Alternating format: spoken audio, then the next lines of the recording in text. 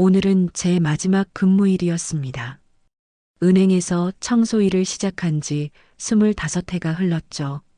출근길 지하철 창문에 비친 제 얼굴은 낯설게 늙어 있었습니다. 그래도 오늘은 립스틱을 발랐습니다. 마지막이니까요. 지점 안으로 들어서자 직원들이 인사 대신 고개만 끄덕였습니다. 제가 닦던 창문, 쓸던 바닥, 커피 얼룩까지 어느 구석 하나 제 손길이 안 닿은 곳이 없었죠. 점심쯤 부지점장이 박수를 치며 말했습니다. 김명자님, 고생 많으셨어요. 탁자 위엔 조그만 꽃다발 하나가 놓여 있었고 모두 의무적으로 박수를 쳤습니다. 웃는 얼굴들이 낯설게 느껴졌습니다. 그동안 감사했습니다. 목소리가 떨렸습니다. 누군가 말하더군요. 그동안 진짜 오래 버티셨네요. 그 한마디가 마음을 쿡 찔렀어요. 버텼다니요. 저는 버틴 게 아니라 살아낸 건데. 퇴근길엔 봉투 하나가 손에 들려 있었습니다. 퇴직금 명세서였죠. 예상보다 적었습니다. 하지만 그것도 감사하다고 스스로를 달랬습니다. 은행 문을 나설 때 누군가 부르는 소리가 들렸습니다. 명자 씨, 이거요. 경비원 오창수가 제게 커피캔을 건넸습니다. 오늘은 좀 쉬어요. 너무 고생 많았어요. 그 한마디에 목이 메었습니다. 고마워요, 오 씨. 제가 웃자 그는 머리를 극적이며 말했습니다. 다음 주에도 보겠죠? 아니요. 진짜로 끝이에요. 저도 모르게 그렇게 말했죠. 집에 도착하니 조용했습니다. 남편 사진이 있는 거실로 가서 꽃다발을 내려놓았습니다. 여보, 나 드디어 쉬어요. 말하고 나니 갑자기 눈물이 났습니다. 남편이 떠난 지 15년이 됐지만 오늘만큼은 더 그리웠습니다. 퇴직금 봉투를 열어보니 금액이 정확히 세어져 있었어요. 하지만 마음 한켠이 허전했습니다. 그때 문득 오래된 기억이 떠올랐습니다. 남편이 세상을 떠나던 해 지점장이 저를 불러 말했죠. 명자 씨, 생활이 불안정하실 테니 퇴직 전까지 신탁계좌를 하나 만들어 두세요. 제가 관리해 드릴게요. 그때 저는 감사하다며 서류에 서명만 하고 말았습니다. 그리고 잊고 살았죠. 꽃다발 냄새가 은은히 났습니다. 손끝으로 리본을 풀다 말고 저는 갑자기 생각했어요. 그 계좌 아직 남아있을까? 서랍 속 낡은 통장을 꺼냈지만 거기엔 아무 기록도 없었습니다. 그래도 왠지 마음이 불편했죠. 밤이 깊어갈수록 이상하게 그 계좌가 머릿속에서 떠나질 않았습니다. 퇴직한 다음 날 저는 그 은행에 다시 가봐야겠다고 마음을 먹었습니다. 오랜 세월 청소만 하던 제가 이제 손님으로 그곳을 찾게 될 줄은 몰랐죠. 무엇인가 제 인생의 마지막 숙제가 남아있는 듯 했습니다. 추석이 다가오자 마트마다 송편향이 진동했습니다. 사람들 손엔 선물 세트가 들려 있었죠. 하지만 제 손엔 장바구니 하나뿐이었습니다. 아들 윤재민에게 전화를 걸까 하다가 멈췄습니다. 먼저 연락이 오길 기다렸죠. 그런데 사흘 전 며느리 최다영에게서 전화가 왔습니다. 어머니, 이번 명절은 그냥 저희끼리 조용히 보내려고요. 어머니는 쉬세요. 그녀 목소리는 예의 바르지만 차가웠습니다. 잠깐 말이 막혔습니다. 그래, 알았다. 전화를 끊자마자 집안이 더 조용하게 느껴졌습니다. 혼잣말이 나왔죠. 이제 나 없어도 괜찮은가 보네. 다음 날 새벽 저는 혼자 나물을 무쳤습니다. 시금치, 고사리, 도라지 도연 어릴 때 좋아하던 반찬들이었죠. 손끝에서 간장이 스며들며 냄새가 났습니다. 그래도 만들어 놔야지. 혹시라도 부를지 모르잖아. 그러나 그 혹시는 오지 않았습니다. 추석 아침까지도 아무 연락이 없었죠. 저는 TV를 켜놓고 앉아 있다가 문득 봉투 하나를 꺼냈습니다. 며칠 전 퇴직금 명세서를 확인하다가 발견한 작은 대출 안내문이었어요. 보증인 김명자. 순간 눈이 커졌습니다. 제 이름이 거기 왜 있는 거죠? 은행으로 전화를 걸었습니다. 그 대출, 제가 보증을 썼다고요? 상담원이 태연하게 대답했어요. 예, 고객님 서명 있으십니다. 도대체 언제였는지 기억이 나지 않았습니다. 머리가 하얘졌습니다. 아들 재민의 이름이 대출자 칸에 적혀 있었죠. 손이 떨렸습니다. 그럼 제 퇴직금도 위험한 거 아닌가요? 그건 고객님 신탁계좌와 연계돼 있습니다. 그 말에 숨이 막혔습니다.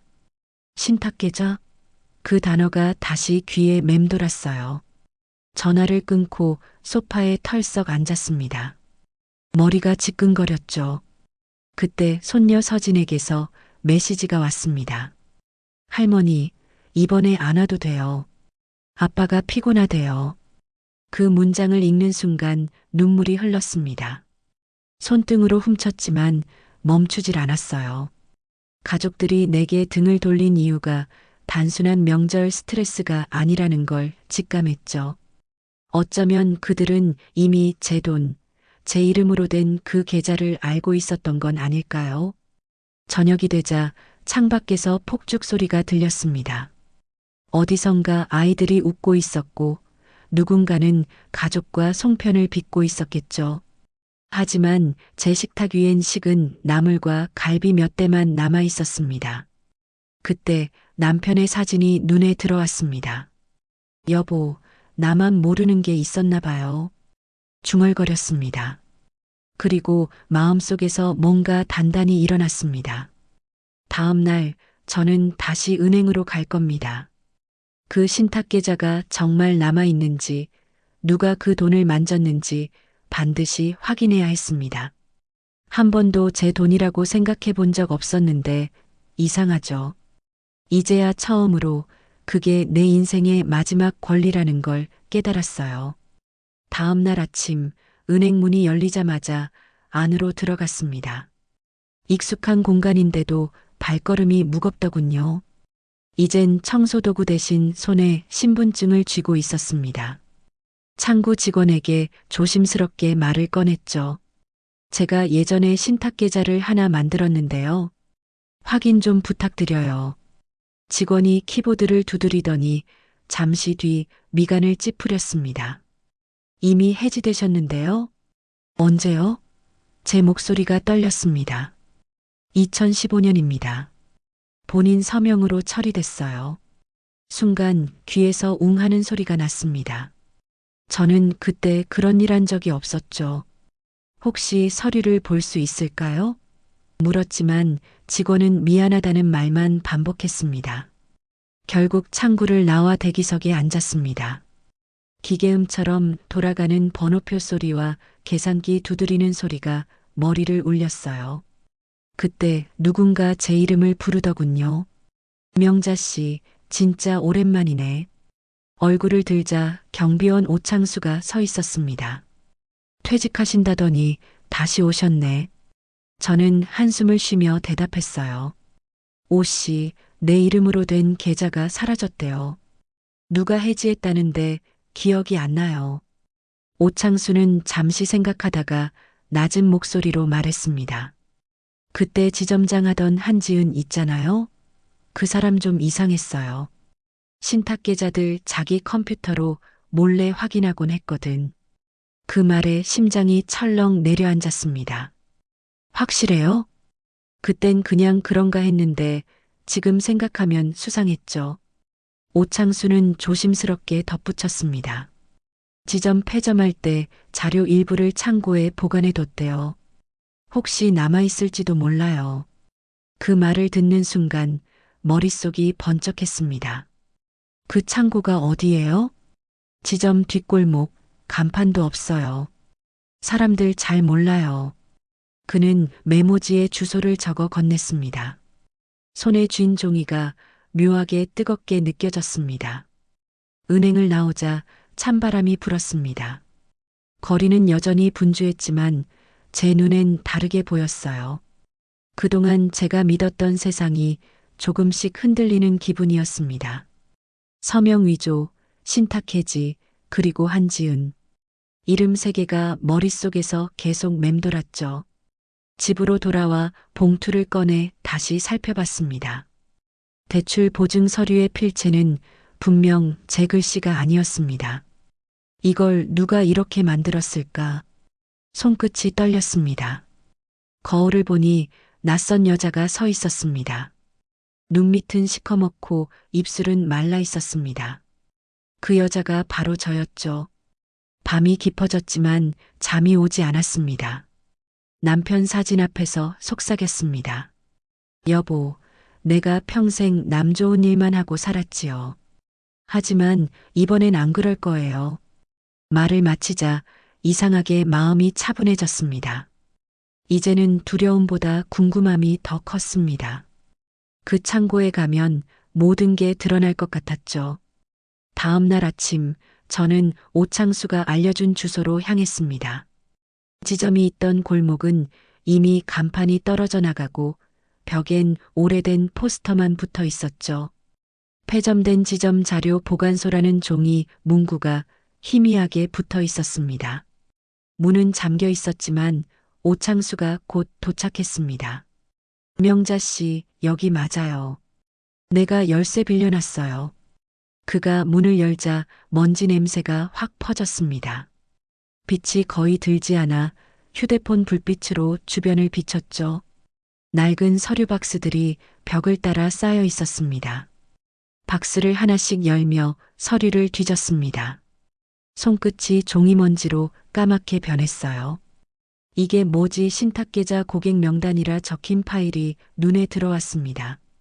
저는 조심스레 펼쳤습니다. 거기엔 제 이름이 있었습니다. 김명자, 잔액 3억 5천만 원, 수탁인 한지은. 순간 숨이 멎었습니다. 이건 단순한 착오가 아니었어요. 제 돈이 누군가의 손에 들어가 있었던 겁니다. 오 씨, 이거 봐요. 목소리가 떨렸습니다. 그는 놀란 눈으로 서류를 들여다봤죠. 이건 확실히 증거네요. 손에 든 종이가 바람에 살짝 흔들렸습니다. 눈앞이 어지러웠습니다. 그 사람이 지금도 은행에 있나요? 아니요. 본점으로 옮겼다가 몇 년 전 퇴사했대요. 지금은 개인 재무 컨설팅 회사 한다더군요.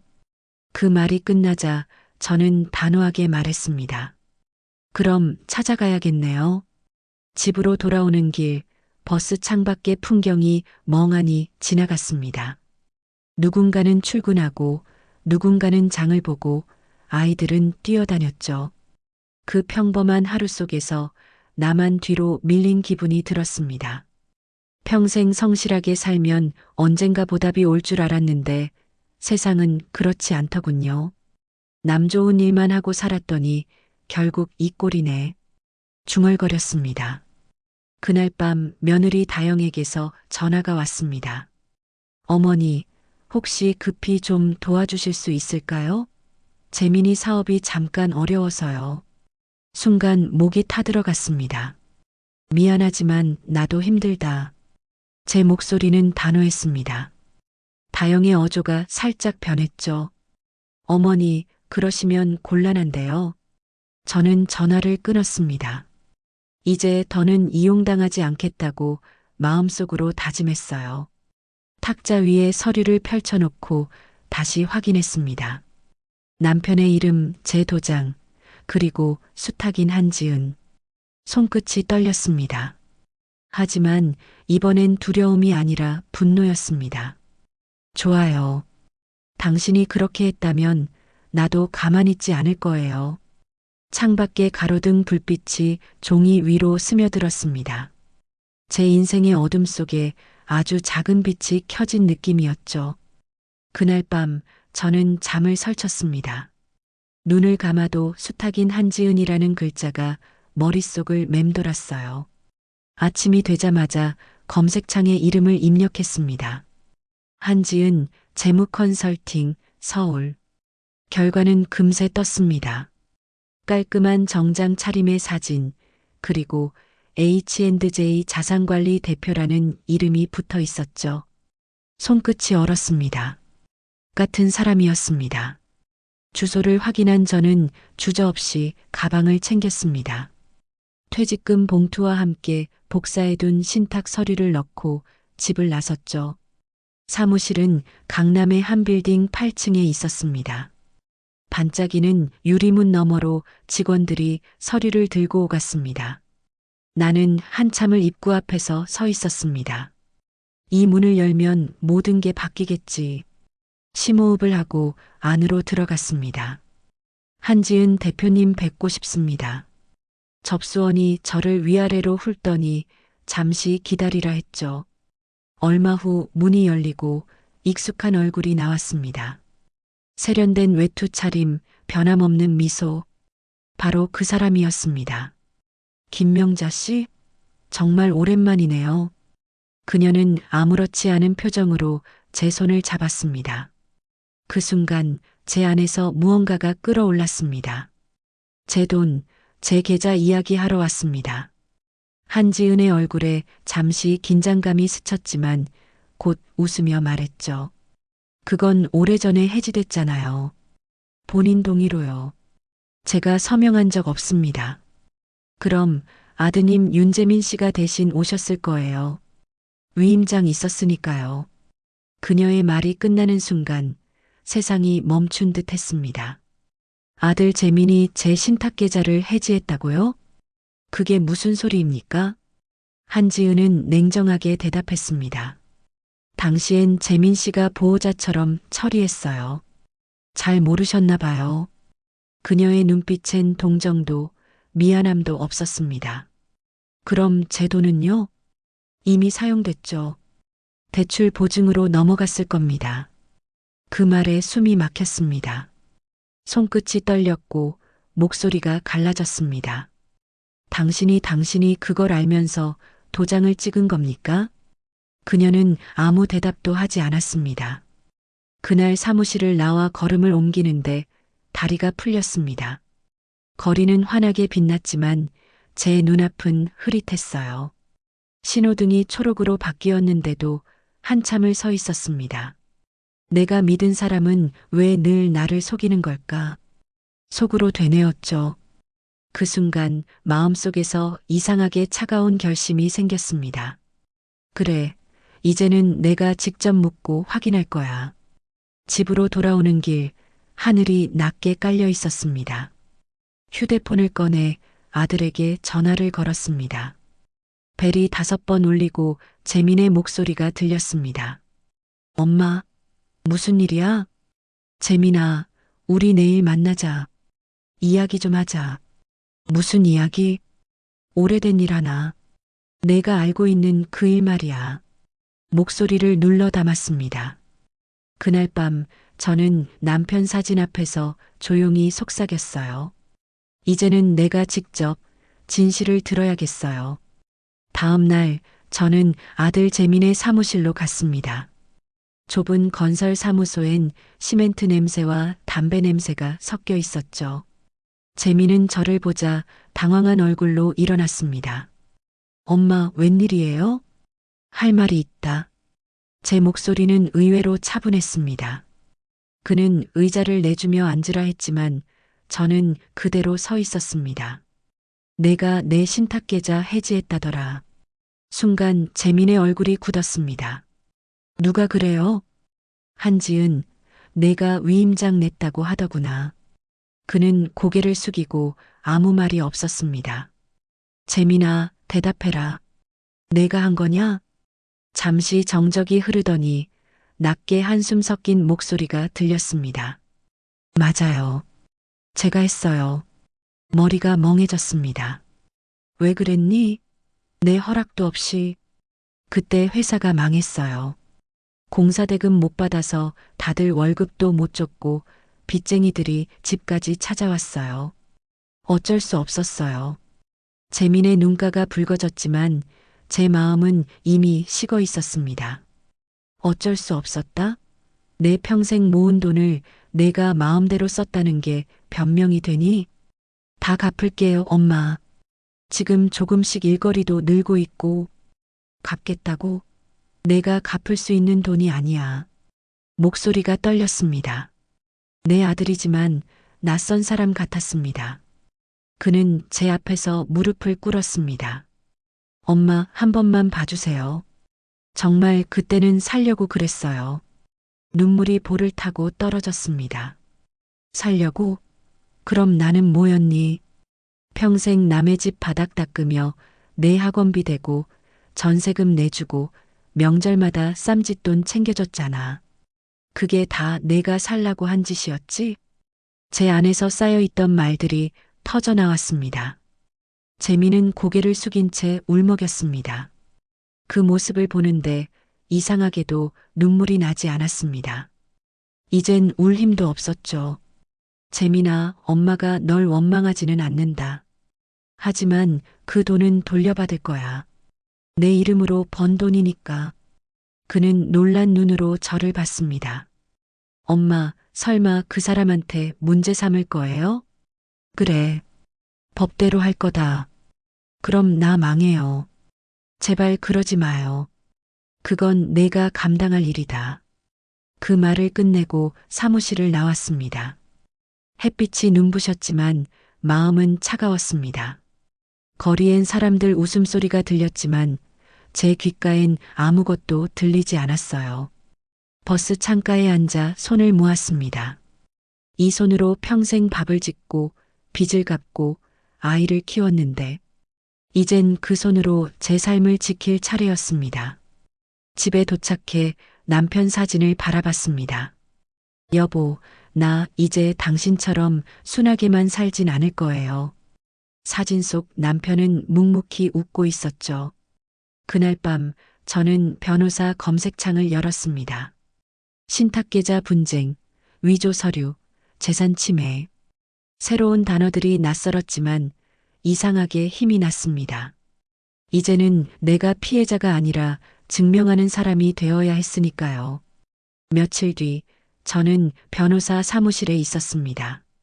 젊은 변호사가 서류를 넘기며 말했죠. 위조 가능성이 높습니다. CCTV나 도장 사용 기록이 있으면 확실해요. 그 말에 오창수가 떠올랐습니다.